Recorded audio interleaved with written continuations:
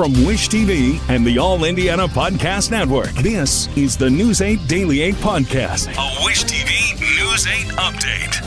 Hi, this is Hannah Mordeau, and this is your News 8 Daily for Wednesday, August 14th. It is a wonderful Wednesday when it comes to the weather. Going to have sunny skies for the most part out there. It feels comfortable yet again, but get ready. That humidity and warm air is going to start rising today. We'll get into the mid-80s tomorrow with storm chances later in the week.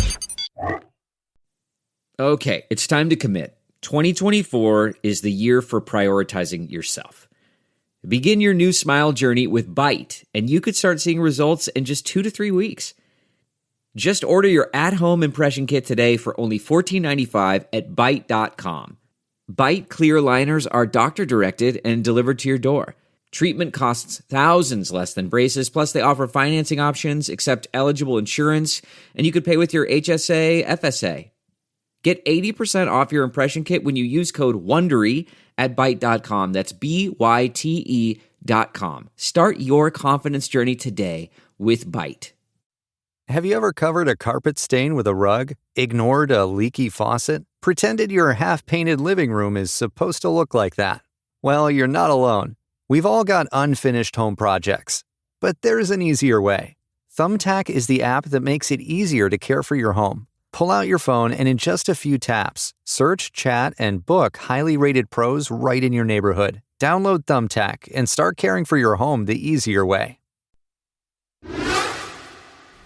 We start with a deadly crash in Greenwood this morning. The fire department says it happened at around 2:15. Graham and Allen roads were blocked for most of the morning. That's an industrial area next to an Amazon facility and other warehouses. The department says the call came in as a car under a semi and that the driver of the car died at the scene. Greenwood police are investigating. Also new this morning, a pedestrian is dead after a crash on the east side. IMPD says it happened just before midnight at East 30th Street and Elmhurst Drive. Police say the person who was hit by the car died at the hospital. Officers say the driver of the car remained on the scene and is cooperating with the investigation. From iTeam 8, the judge in the Delphi murders case has rejected a defense request to challenge evidence against suspect Richard Allen. Judge Frances Gold denied the request for a hearing about the search warrant of Allen's home. She says investigators did not lie or mislead the judge when trying to get that warrant. During the search of Allen's home, police say they found a gun linked to the bullet found near the bodies of Abby Williams and Libby German. Allen is scheduled to be back in court next Friday. That's August 23rd.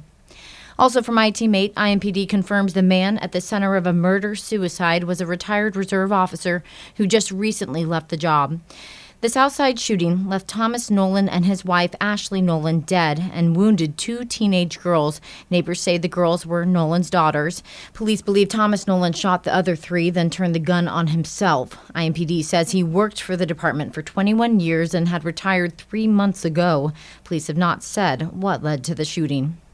A special committee of the City County Council will soon start investigating how Mayor Joe Hogsett responded to allegations of sexual misconduct by his former top aide. As News 8 told you this week, the mayor apologized publicly and directly to the woman who brought those allegations against his former chief of staff, Thomas Cook.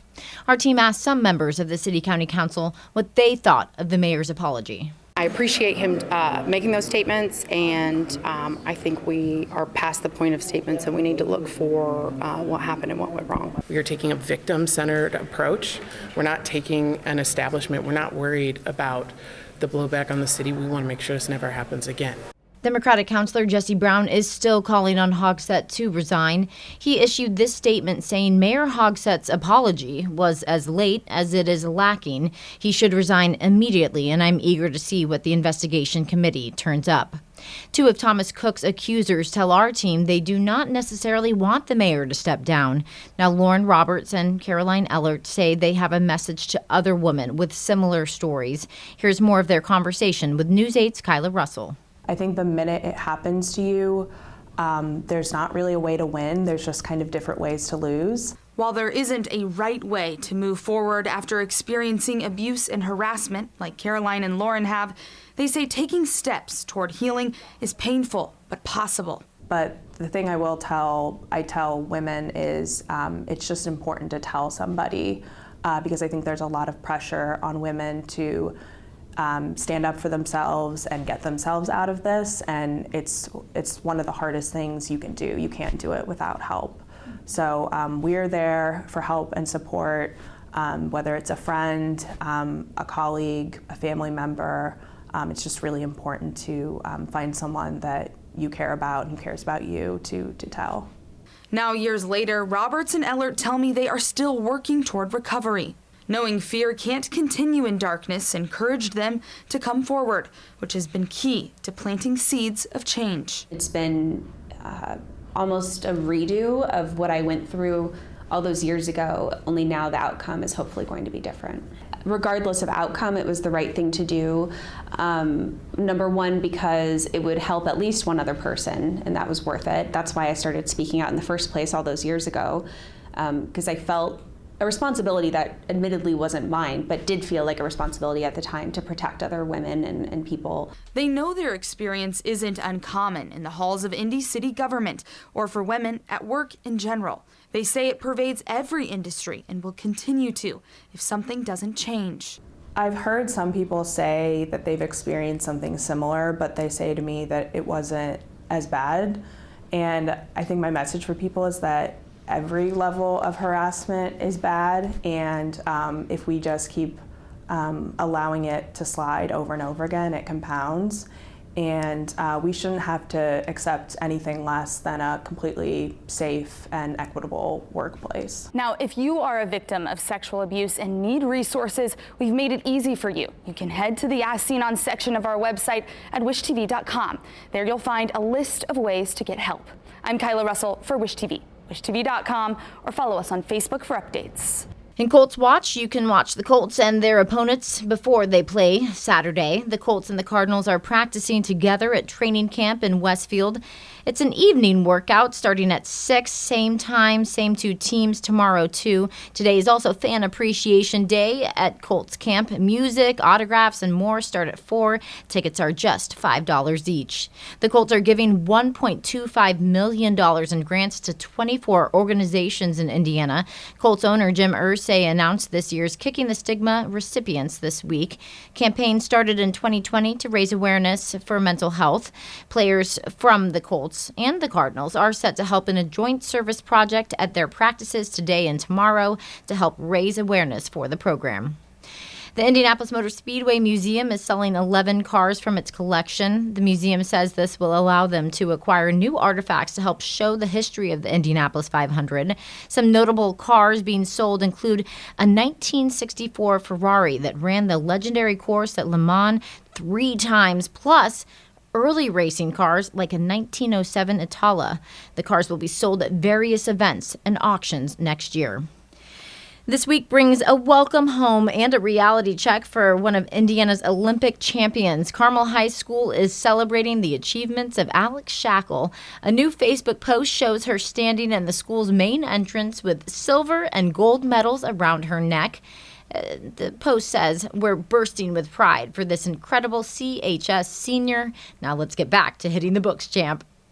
One of the most visible American fans at the Olympics is paying off a promise over one of the game's biggest controversies. Flavor Flav is showing off in a new post on X a bronze version of his signature clock necklace. Jordan Chiles was in the middle of a technical tug of war over who won the bronze medal on the floor exercise. Flav pledged over the weekend to get Chiles the clock, then posted the result yesterday. This has been your News 8 Daily from Wish TV. I'm Hannah Mordeau. Watch us on wishtv.com and follow us on Facebook for updates. What makes a life a good one? Is it the adventure you have? Or the friends you find along the way? Maybe it's pursuing your passion while striving to protect, defend, and save what you believe in every single day. So, what makes a life a good one? In the Coast Guard, we think it's all of the above and more, but you'll have to find out for yourself. Visit gocoastguard.com to learn more.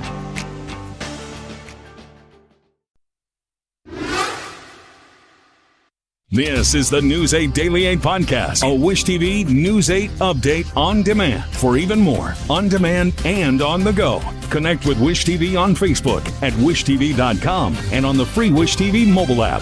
Thank you for listening. And be sure to like, subscribe, and follow this podcast for updates every weekday morning on the All Indiana Podcast Network and wherever you get your podcast.